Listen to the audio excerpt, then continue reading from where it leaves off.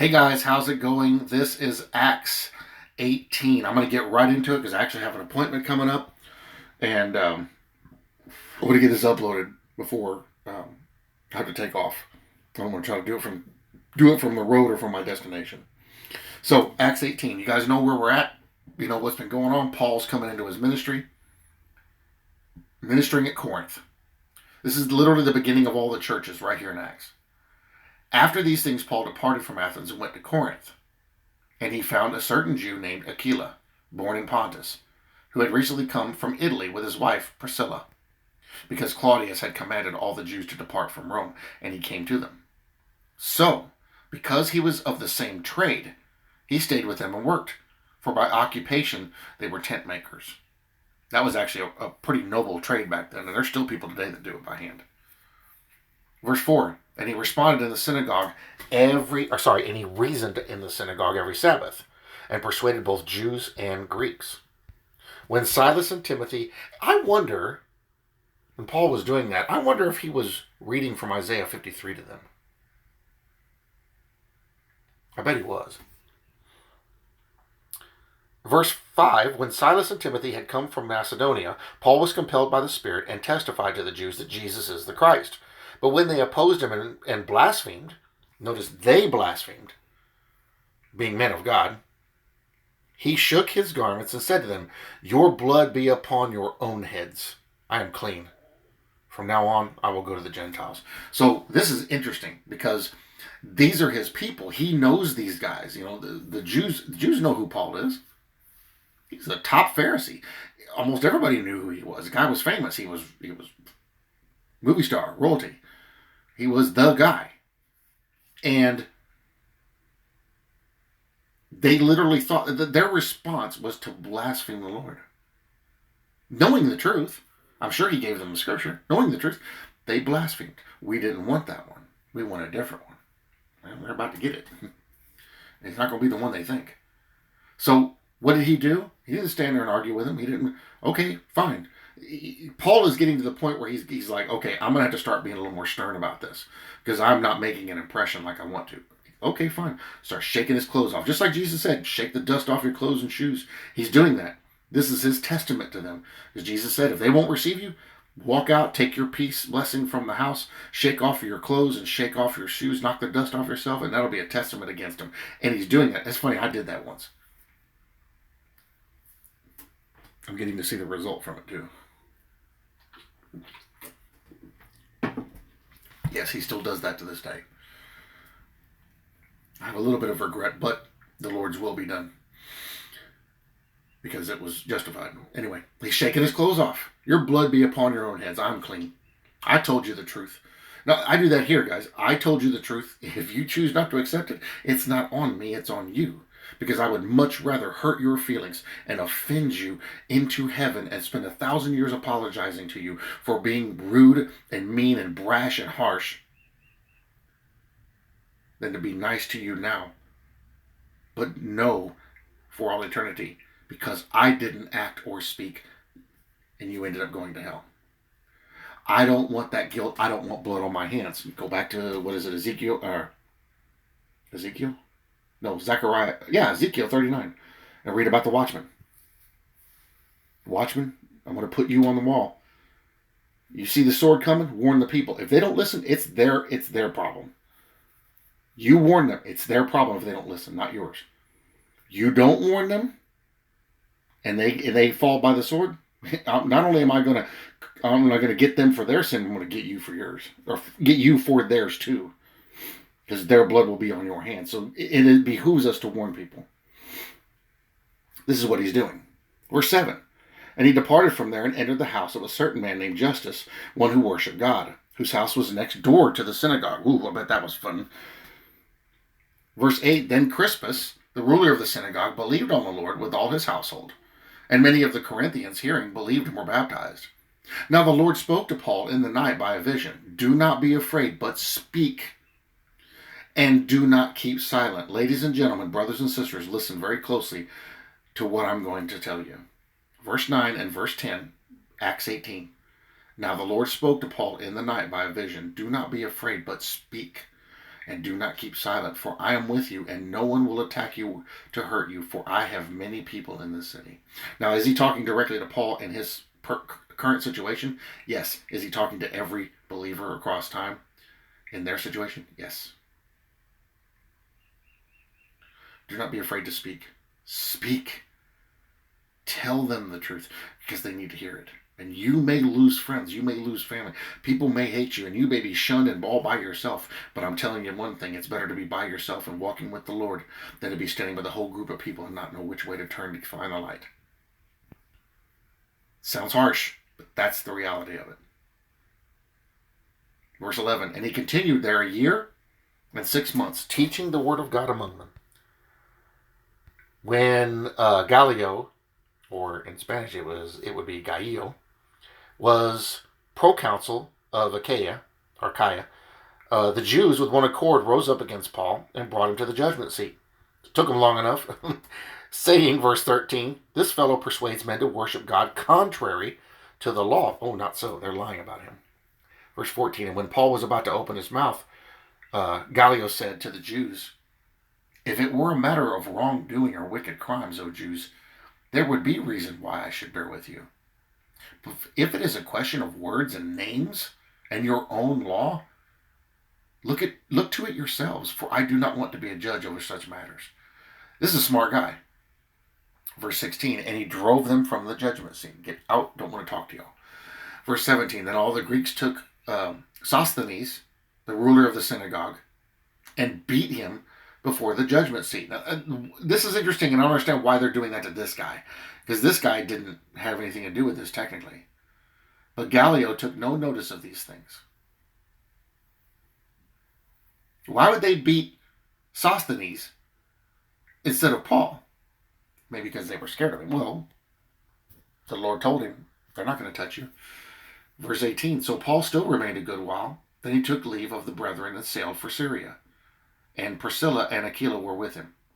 He had his hair cut off at, I think it's Cenchrea, or Cenchrea, for he had taken a vow. Now, this was a very interesting thing, and actually, I think Ken Johnson has done a couple of studies on this, about this vow. I think it was a Nazarite vow or Nazarene vow, something like that.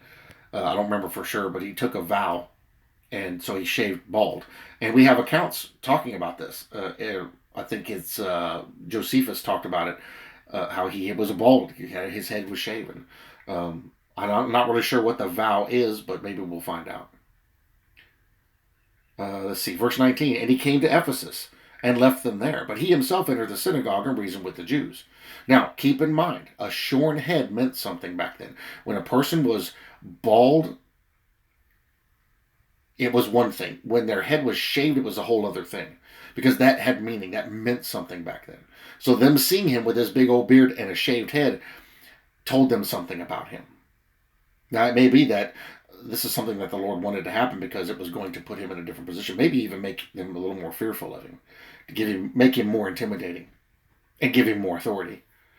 So, 19, and he came to Ephesus and left them there. But he himself entered the synagogue and reasoned with the Jews.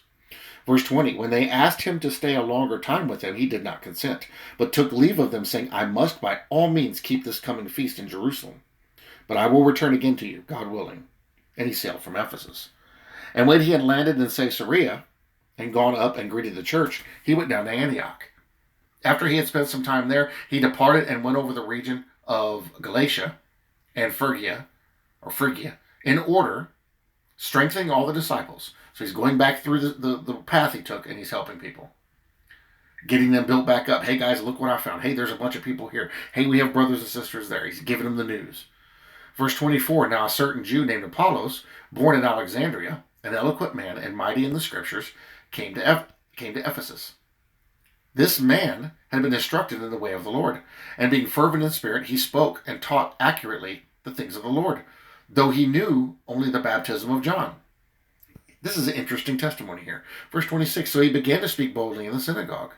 When Aquila and Priscilla heard him, they took him aside and explained to him the way of God more accurately. And when he desired to cross to Achaia, the brethren wrote, exhorting the disciples to receive him. And when he arrived, he greatly helped those who had believed through grace, For he vigorously refuted the Jews publicly, showing from the scriptures that Jesus is the Christ. So we got a strong brother here. An eloquent man, so he was good with speech. He was a good speaker, well-spoken. And he knew the scriptures. So this guy could be a really good friend to the church. Now that name Apollos means quite a bit. I'm not sure.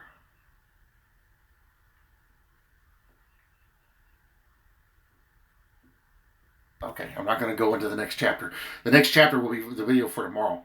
I think there's a conversation. In fact, I think it happens right at the beginning of the chapter between Paul and Apollos about getting him squared away on his baptism, because this guy is strong in all these things, but it seems like he might not be saved because he only knows the baptism of John. So this is one of those guys that John baptized, a disciple of John, that's coming out and coming in, maybe getting drawn into the church. We're going to look at that a little bit more in the next chapter. But it seems like there might be an issue here. But the guy's strong. The guy knows what he's doing, and he is adamant. Hey, this is what the truth is. But that name, Apollos, I know that was a popular name back then, but that's also the name of a god that they worship back then. And that Apollos is also Apollyon, which is also Shiva, the destroyer. So, yeah, that's an interesting name to have. I think at that time I'd probably change my name, but that's just me. So you can see the churches are being built. The churches are strengthening. Paul is really getting into his ministry. He's running around. He's making sure everybody's on point, talking to people, working with people, going to the Jews, going to the Gentiles, walking away from the Jews and going to the Gentiles. He's making sure that, hey, this is what the truth is, you guys. Look, I come from both sides of this. I have very unique perspective on this. I see this from both angles. This is how it is. And here's my testimony with the gospel. But now he's going to have a very interesting interaction here, because he's getting people saved left and right. We got an interesting guy here. A guy who, technically, he might be saved, but he hadn't been baptized. And so we're going to see an interesting interaction here that we can maybe learn something from,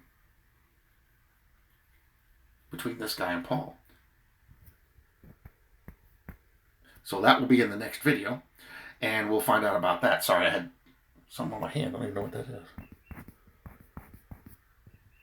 It's like a splinter. Sorry, I got sidetracked there.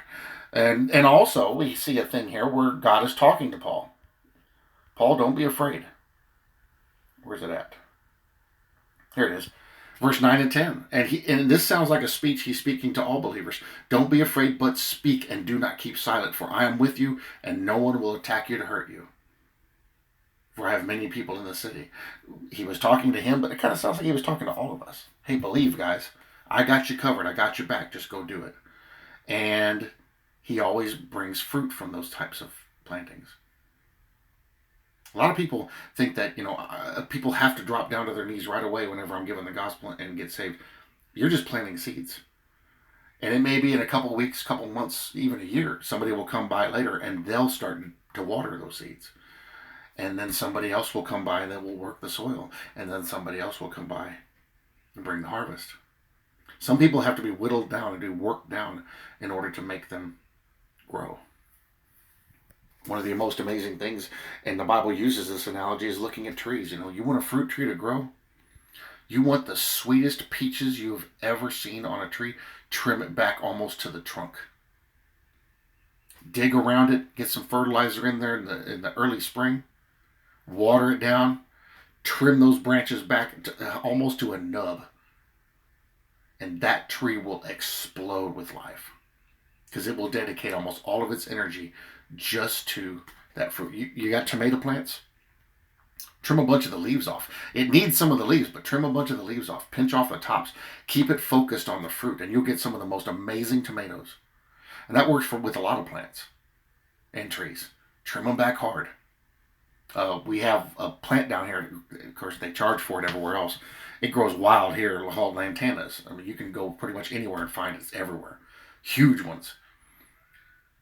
You get them dug up and get them planted where you want them, and they get established. Every spring, you go out there and you trim them back down right to the ground almost. And they will come back 10 times better in a couple months. Same with, we have Mustang grapes that grow out here, make a wonderful jelly. A lot of people make wine out of them out here too, but they have Mustang grapes or wild grapes that grow out here on the fences. You can't kill them. We've tried. You can't kill them. I got one out there that's the size of a small tree. I've cut it down. I've dug down 3 feet and cut it. Still can't get rid of it. But every time you cut that thing back, it comes back 10 times better, and the grapes are sweeter. Same thing happens to believers or people who are going to be believers. You got to trim off a lot of that stuff. You got to cut them back. He does that with us. He brings us through a lot of trials and tribulations. Well, what did the apostles say? With much tribulation we will enter the kingdom of God. He's got to trim you back and cut you back. But when he does and you start to grow in Christ, like we talked about this morning, you will explode and produce the most amazing fruit. So a lot of people don't understand why some of these things happen and why believers have to go through so much. It's for a purpose. And those of us who have experienced it have a greater understanding of what that means and what that is. And it's not easy. It's painful. It can be very painful. But the result is worth it. And we will fully realize that result at the Bema Seat. That was Acts 18, guys. Stay with me on this one because we're going to learn a bunch more stuff. And I hope especially here these last few days, I hope these videos are you're understanding them. I hope that they're registering with you. I hope you're understanding the messages and the point that I'm trying to get across and what the Lord's trying to speak through these messages. And I hope that for some of you guys, it's helping you understand more about what's going on in your life and what's happening and what you're experiencing, and it can make it a little easier for you to transition and maybe not fight him, because we have a bad tendency of fighting against the Lord on this. But maybe it'll help you not fight him so much and roll with these things because you know what's going to come out on the other side. Because it's a wonderful thing to be called by the Lord. It's even more wonderful to be used by the Lord. And what a responsibility it is. But I'm telling you, as much pain as it causes, it is worth it. He is worth it. That was Acts 18. Thank you guys for watching. I'll see you in the next video.